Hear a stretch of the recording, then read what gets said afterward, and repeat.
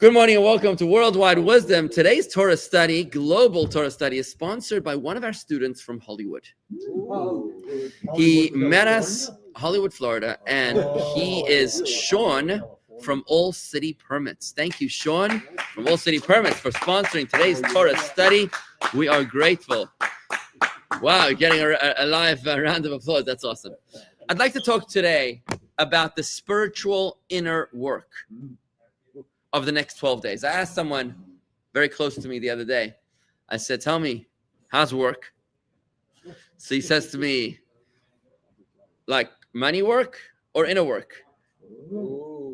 I said, both. Good answer. Tell me, right? So inner work, folks, is what it's all at. It's what it's all about. You know, many people look at Judaism and they think of it as some sort of superficial lip service experience where 97% of Judaism, the way they know it, is prayer, and prayer is in a foreign tongue. It's about reading endless hours of words that you don't understand and then you're done. No, Judaism is about inner work, folks. It's about inner work. Something I said. It's about inner work. It's about feeling it in your heart. It's about meditating it in your mind. It's about acclimating from within. And this all is hinted at in the beautiful name of this month that we are in right now. Folks, I want you to realize we're in the most amazing time of the year.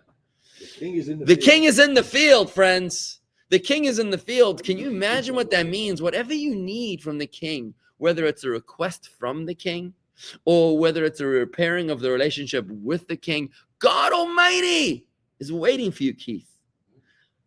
The question, Rob, you have to ask yourself, when was the last time you asked yourself a one-word question? Ayeka. Ayeka is the question that God asks Adam in the Garden of Eden. Ayeka means, where are you? And the question is, where am I? Where am I? The king is in the field. But where am I? I'm checked out to lunch. Where? What? Who? Right? Are you in the field? The king came to see you. Let's make sure we don't disappoint him. And he's only here for another 12 and a half days. That's it. Then he goes back into the palace. Rosh Hashana, you're going to come say, oh, God, give us a good New Year, a sweet New Year. We're like, where were you? I was in the field for the past 30 days. Now, the name of this month, friends, is a very, very, very beautiful name. The name of the month is the month of Elul. I feel so bad because the other day I banned Torah Worldwide from our YouTube because somebody else was heckling us and Torah Worldwide is protecting us, and I clicked ban and I pushed it on the wrong thing, so I kicked this guy out and now I can't get him back. I don't know who he is. I don't know what his name is. He would study with us on a regular basis. Anyways, Torah Worldwide, please forgive me. Okay. What? I don't know who he is. I have no idea. Maybe you can email me. I don't know who he is. Anyway, so the name of this month holds the key and the secret and the explanation as to what needs to be done in this month. Thank you. What needs to be done in this month? The name of the month is the month of Elul. E-L-U-L is the name of this month. Now, Elul, the Rebbe tells us, is an acronym for no less than five different Torah verses that give us the guidance that we need in order to be able to reach the heights and the depths. The heights we need to scale and the depths we need to plummet the depths we need to unearth in these days leading up to Rosh Hashana. We're talking about the inner work, the spirituality. Oh, there you go. Yeah, that's right. We're talking about the inner work that needs to be done. The first of these five acronyms of the name of the month of this month. Now, by the way, bear in mind, the names of the months in the Jewish calendar are profoundly meaningful. Unlike the names of the months of the English calendar, which are profoundly useless. For example, they're subject of narcissistic personality disorder debates, right? You had a guy by the name of Julius Caesar decide to name a month after himself. Why he only named a month after himself, I'm not sure. Should have named like the whole calendar after himself. Julius, Caesar named July. Then came another guy, Augustus. He decided I'll take August. Another guy, Octavian. He said I'll take October. Right? Yeah. It was called the Julian calendar. Oh, that was the Julian calendar. Maybe was that him? Same guy? No. Yeah. Okay. All right. He did name the calendar after himself. You know what? When you have a lot of money, you can get your name on the calendar. Anyway, so that's what it means. There's no real meaning to August, September, or whatever, right? But when it comes to the Jewish months, the name of the month is profound code, which speaks to the spiritual meaning, the depth of that month. So the first of 5 acronyms of the month. I like this. The first one is Umol Havai Lekecha, and God, your God, will circumcise Es Levavcha Ves Levav Zarecha, your heart and the heart of your descendants. That's a verse which appears in the Torah, pretty soon in the Torah. I think it's next week in the Torah. And it says, and God, your God will, the word circumcise, God, your God will circumcise your heart and the heart of your descendants. Now, the word your heart, es levavcha ve'es levav, and the heart of, your heart and the hearts of, that stands for Elul. Es levavcha ve'es levav. Aleph lamed vav lamed. Okay? That is the first of the 5 acronyms of the month of Elul, because the month of Elul represents the need to circumcise our hearts. What is a circumcision? Circumcision is the removing of the foreskin. What's the foreskin? It's the insensitive, the dull, thick skin that covers over the sensitive part. So when it comes to circumcising the heart, it means to break free from the dullness, from the insensitive parts of our being, and allow ourselves to feel. 5G. What's 5G? I don't know what that is. The new wideband. Oh, the new broadband. You know, it's interesting. Tanya chapter 2, you may remember this, folks, because we've learned it multiple times, and I hope you do. Tanya chapter 2, at the very, very, very end, in the parentheses over there, it says, you know what causes insensitivity within a Jew? Spiritual insensitivity, you know what it is? It's amazing. It's the intention, the thoughts of the parents at the moment of your conception. If the parents were thinking loving thoughts, making love, that would draw down a soul which is spiritually attuned. But if they were thinking selfish thoughts, not making love, but rather having sex, taking, not giving, if it was an act of selfish indulgence, can't even relate, he's wincing. Sorry. If it was an act of selfish indulgence, Tanya chapter 2 tells us that it would result in a child who's spiritually insensitive. What's the difference? Imagine, you know when you read a book and it's amazing, the book's amazing, you don't want to buy the book for everybody you know. And then you buy the book, you give it to your daughter, you give it to your brother-in-law. And then like a month later, you're like, no, did you read the book? No. And you're like, and you don't know what to do with them, right? Because they just don't get it. And they're like, yeah, I looked at it and it didn't talk to me, right? That's spiritual sensitivity, right? The example of the book could have been anything, but there's a spiritual awareness. Now, what happens with this first acronym of the month of Elul is 2 things. Number 1, you've got to uncover the insensitivity, because I believe that maturity begins when a grown man decides to stop blaming his parents for his problems. I know many grown men who blame circumstances and youth and upbringing, and childhood scars on all to justify all their bad behavior. But maturity begins when you take responsibility for yourself and you say, I am the master of my own destiny. Notwithstanding whatever is spiritual insensitivity, whatever foreskin I have over my heart, I am going to do that inner work in order to force myself to become more conscious, to force myself to become more aware, not to wait to be inspired, but to create inspiration, not reactive, but rather proactive. A second element of this acronym is that Es levavcha ve'es levav, your heart and the hearts of your descendants, is the act of covenant. A bris, again, is not a medical surgical procedure. A bris is a covenant with the infinite, with God Almighty, with the master of the universe. It's about making a covenant. What's a covenant? A covenant is a deal that's unbreakable. It's unshakable. Make a covenant. So it's about renewing your vow with God Almighty to say, God, listen, I don't get you always, but I'm committed to you always. It's unconditional love. It's saying, God, you know what? I don't fully understand this whole October 7th thing. I don't get global anti-Semitism. I don't understand why you want your chosen people to be the most abused and persecuted and hated nation on the face of this earth. I don't get it. Why Spain would get such a huge piece of real estate, and France and all the other anti-Semites, why they get so much real estate and your chosen people get a little sliver in the worst, toughest, darkest alley that you could possibly imagine. I don't know why you do that, but hey, God, you know what?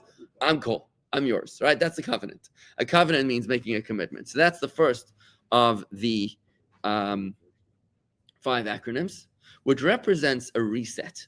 It's a restart in our relationship with God.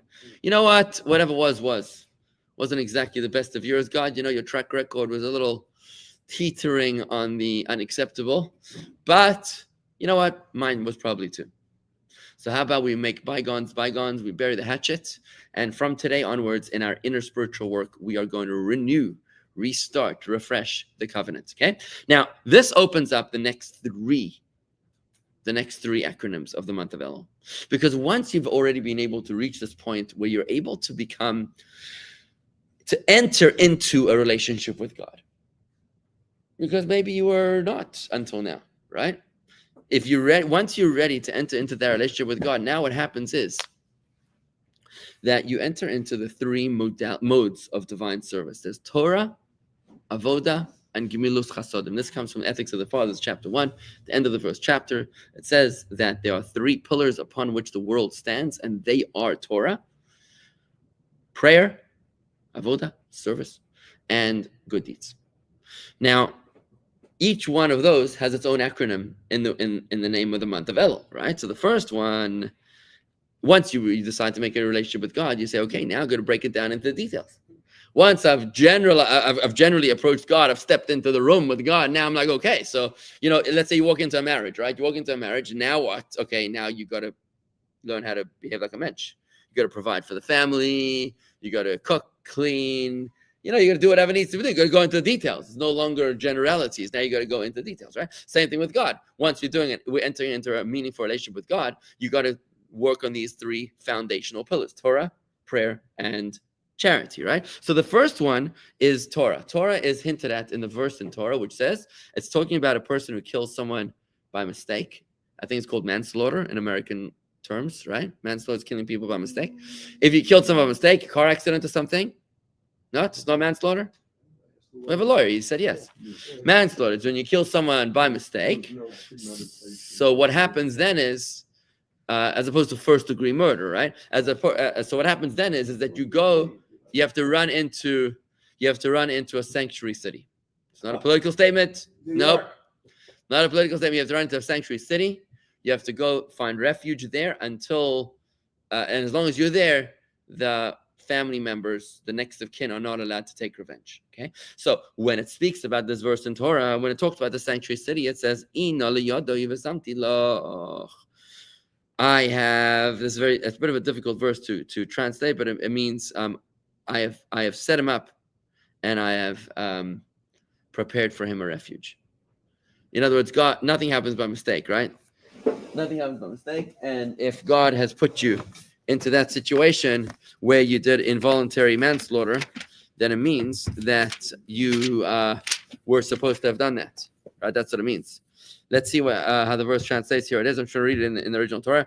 If, however, he did not lie in wait or intend to kill, but God caused it to happen to him, then I will provide a place to which he can flee. So the Torah is talking about this case where it's involuntary manslaughter. It's not premeditated first-degree murder. Is this called third-degree murder? No. Is that what it's called? Third degree? No. First degree. So that's what the Torah says. He didn't plan it. It was just something that happened bashert. It was meant to be. So God says, God caused it to happen to him. Then I will provide a place for which he can flee. So that's the acronym for Elul, the second of 5. God caused it to happen, and I prepared for you a place. So on a spiritual, personal level, when we're not talking about people killing other people, but rather when we're talking about a person who needs to find refuge, what is spiritual refuge? What is the greatest, the best defense for a Jew from his problems? Torah. When we study Torah, the Torah tells us all your problems are going to be solved. This is quite an amazing statement. I'm going to read it to you in the original verse here. It's in the end of the book of Vayikra, in the beginning of the portion of V'chukosai. I can read it to you quickly. It's a very nice verse. If you toil in the study of my Torah, I will give you rains in their time. The field will give its rain. The land will yield its produce. The tree of the field will give forth its fruit. Your threshing will occupy until the grape harvest, and harvesting the grapes will occupy until the sowing of the fields again. You will eat your food to satiate yourselves. You will live in security in your land. It's basically peace and prosperity is the result of Torah study. So that's the second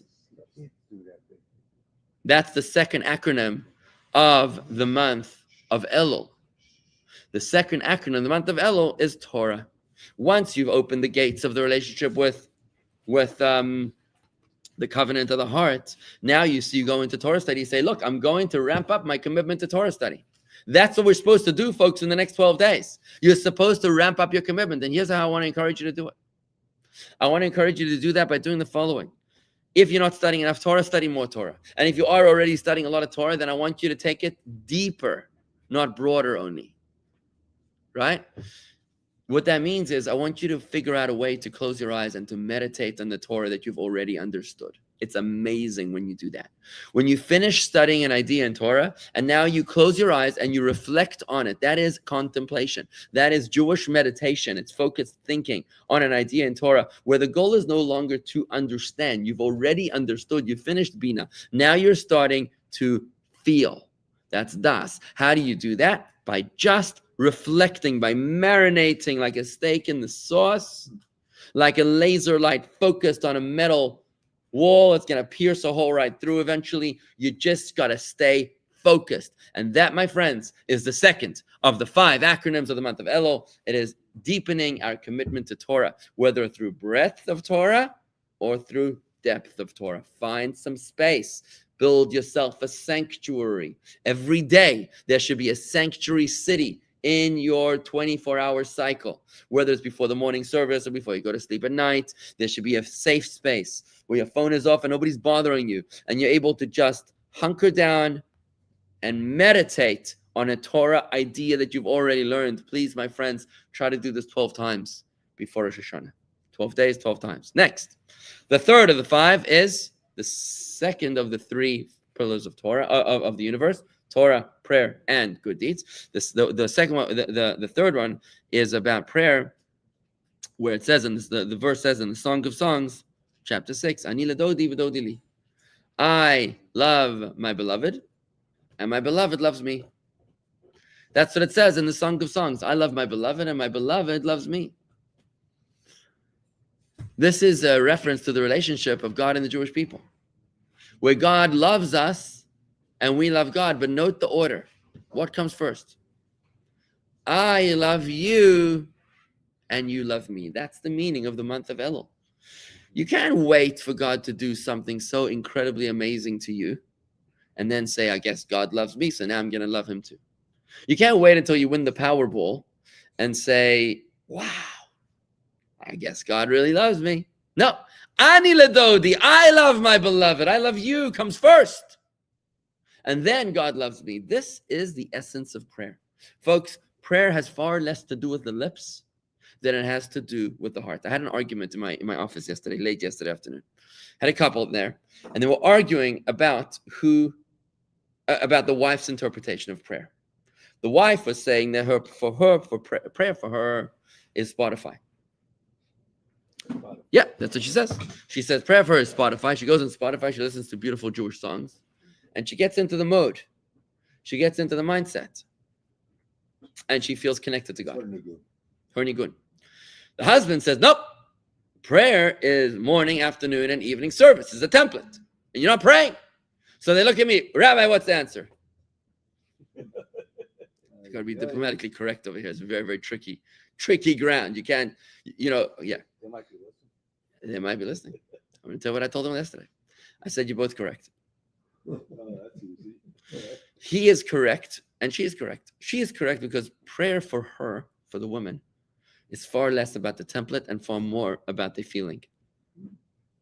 He's correct because the man's obligation in prayer is more rigid. It's 3 times a day. The man has an obligation to pray 3 times a day. The woman has an obligation to connect with God how she wants, when she wants. Now, don't allow the template to confuse you, to distract you from the deeper purpose. The fact that you have a template doesn't mean that you should forget to fill the template, right? Like, let's say you have a template for an essay, right? Let's say you have to, you know how they do the like science experiments: aim, apparatus, method, result, conclusion, right? There's a template for how to do a scientific experiment: aim, apparatus, method, result, and conclusion. So when you have a template, does that mean you're going to turn it into the professor with aim, apparatus, method, result, conclusion, or you're going to take the template and apply it to your experiment? Of course you're going to apply it. If you turned in aim, apparatus, method, result, conclusion, you get a 0, like Mazel Tov. So you know the template, but that you didn't do anything, right? So same thing. We have a template, which is morning, afternoon, and evening services. We have a temple, which is, songs of praise, and then the prelude to the Shema, and then the unity of the Shema, and then the communion of the Shemona Esrei, and then the end of the prayer. You can't come and say template. No, you come and you fill the template with emotion. That's what you're supposed to do. But if you rattle off the prayer like a mouthful of words, like a word salad that you just throw at God or something, that's not anything meaningful. I mean, probably not meaningless, but it's lacking meaning. So that's what I said to the husband. I'm like, look, the wife goes straight to the jugular. She's feeling the emotion. The key for the husband is to be able to work through the template and to be able to discover the depth within the template. Exactly. And what's the essence of prayer is love. If you're not feeling an emotion through prayer, you haven't really done it properly. If you're feeling, now this is a very, very big challenge for our generation. We are the age of distraction. No generation in history of the world has been as distracted as our generation. Think about it. There's billions of dollars of advertising going into every second of your day, trying to distract your attention, trying to buy your attention, trying to sell you something, give you a news story, sell you a political insight. So we are a very distracted generation. Case in point, right? So because of that, it's very hard for us to focus. But we have to create that sanctuary city, that sanctuary space, to be able to experience an inner emotion. Now, I don't think that we're incapable of that. I think we are capable of that. Just like there's parts of our lives where we are capable of emotion. For example, think of how you feel about your children. Think about how you feel about your money. Do you get emotional about your money? Most people do. Most people do get, if you tell someone that, yeah, I'm just going to take $3,000 from you right now, they'll get emotional. It's like, what do you mean you can't take that from me? So same thing in relationship with your spouse. We are capable of emotion. We just tend to be so shallow that we only have emotions towards things that are hard and fast. But something which is invisible, it's a lot more difficult, like an idea. But people do get emotional about Israel. Think about that. People get emotional about Gaza, about Hamas, about Palestine, about that kind of stuff, right? So we are getting emotional about ideas. We are capable of getting emotional about ideas. As Jews, our job in the 3rd acronym of the 5 acronyms of the month of Elul is to create an emotion of love. To create an emotion of love, which is, I love you, God, and you, God, love me. That is the second of the 3 pillars of that holds up the world: Torah, prayer, and charity. Finally, the 3rd pillar that holds up the world, which is the 4th acronym, is relating to charity. What is that? It comes from the Purim story, where it says by the Purim story, the 3rd mitzvah of the Purim story, of the Purim festival, is gifts to each other. And the 4th mitzvah is gifts to the poor. Right? You're supposed to give on Purim charity to the poor, and you're supposed to also give gifts of food to each other, sharing, food swaps, right? Not necessarily food swaps, food gifts. The words in that in the Megillah of Esther, in the story of Esther, is Ish l're'ehu u'matanos le'evyonim. Man to his friend, and gifts to the poor. Those 4 words, man to his friend and gift to the poor in Hebrew, make up the acronym Ish L'Re'eh Matanas L'Avyanim is Elul, is the name of the month. So this is the fourth acronym. It's the 3rd pillar of the whole of the world, which is about charity, because Elul is the time to engage in charity. This is a shortcut to merit. Remember that God treats us as we treat others. And when we treat others in a way that we say to them, I'm only going to give you if you're deserving of it. But if you're not deserving of it, I'm not going to give it to you. I'm not going to give you charity if you don't deserve it. Then God says the same to us. You wanted me to bless you with a sweet and a happy new year and a healthy new year with blessings. Well, do you deserve it or not? When we give charity to the person that is poor, not only a person that is financially indigent, but a person who is emotionally indigent, intellectually indigent, or spiritually indigent, lacking in merit, they're simply not a mensch. That's what it means, the poor. They're so poor, they don't even have merits. They don't even have good deeds. They're nicht kein Mensch. You know what that means? They're not a mensch. And you give that person, now what you're doing is, friends, you're gaming the system. You're forcing the hand of God, because God treats us the way that we treat others. And when you decide to give charity to those who are undeserving of your kindness, then God is forced, so to speak, to do the same for you. And that's why this is the pillar that holds up the world: prayer, Torah, and charity. Finally, the final one, the final of the 5 acronyms of the month of Elul, the acronym, just like the first one, was a general acronym, an acronym relating to the covenant of bris, to remove the foreskin of the heart in order to open up the floodgates to allow us to engage in a meaningful personal relationship with God through Torah, prayer, and charity. The final one is a acronym that is actually a prerequisite, because with this, how are you even able to engage in a relationship with God? It's only possible when you have no fear, and you're not intimidated by any external factors in your life, when you're able to set yourself free from the swamp that you're in, to lift yourself higher and to say, I'm a free person and I'm the master of my own destiny. This is what we call a personal redemption. A personal redemption, when you say, I'm not stuck. I'm not a victim. I don't have to be enmeshed in my toxic relationships. I don't have to be stuck in my dead-end job or my tax bracket. Not at all. I am a soul. I'm a piece of God. I'm a free bird. I am capable of anything I set my mind to. That mindset is a mindset of redemption, of personal redemption, which a Jew must feel that he's free to serve God and nothing holds him down. Not my mother-in-law, who doesn't like it when I keep Shabbos. Couldn't care less if my mother-in-law doesn't want me to keep Shabbos. It's fine. I'm a grown man. I can make my own decisions, right? It's when you are not restricted. It's when you're not restricted in your what are my friends gonna say if I go to shul? What are my friends gonna say? They're gonna say I lost my mind, right? They're gonna say that the rabbi is giving me the what's it called, the Kool-Aid, right? It's when you free yourself and you say, no, I'm not stuck. I'm not stuck at all. That 5th acronym is coming from the Song of the Sea, when the Jewish people crossed the Red Sea, and it says, Ashira la Hashem vayimru le'mer. I sing unto God, and they said, saying. Colon, the rest of the song, right? I sing unto God, and they said, saying. This is the song that the Jewish people sang upon the exodus from Egypt.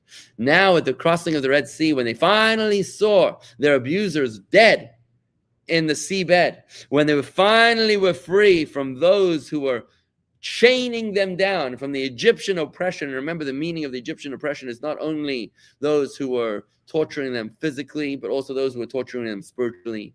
Not only the external Pharaoh, but also the internal Pharaoh, the ego within that forces us, that chains us down. It's when they sang that song, I sing unto my God, I sing unto Avaya, and they said, saying, it's then that we are able to enter into this mindset that I can do whatever I set my mind to. I can enter into that covenant with God. I don't have to blame my parents or blame my Hebrew school teacher or blame the rabbi that was mean to me when I was having my bar mitzvah that turned me off of Judaism.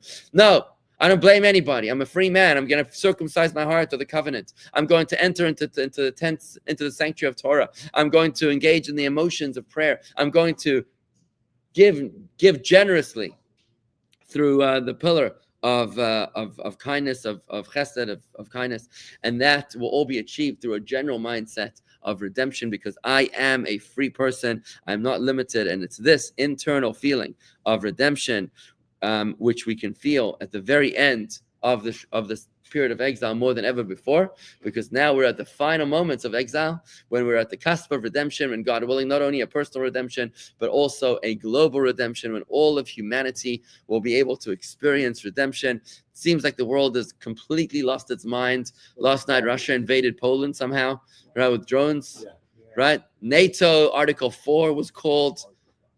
I think they called Article 4. 4 is the one just before 5. Where they called an emergency meeting to explore, right? 5 is war. 5 is war. 4, I think last night was the, the emergency meeting. We're there. We got to figure it out. Poland declared this is as close as we've ever been to world war since the Holocaust, right? Since World War II.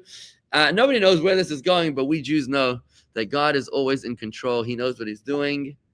And everything will be good in the end. If it's not good, it means it's not the end. Mashiach is coming. Brace yourself for redemption, for the world of peace and utopia, for a world of divine consciousness and awareness. It starts from within your own heart. This is the inner work of Elul. Experience inner redemption within your own heart. And like Tanya says in chapter 33, the inner redemption will manifest in the world all around you, with a world that also is conscious, reflective of your awareness from within. Thank you very much, everybody. Have a great day. Hey, put this test in the West.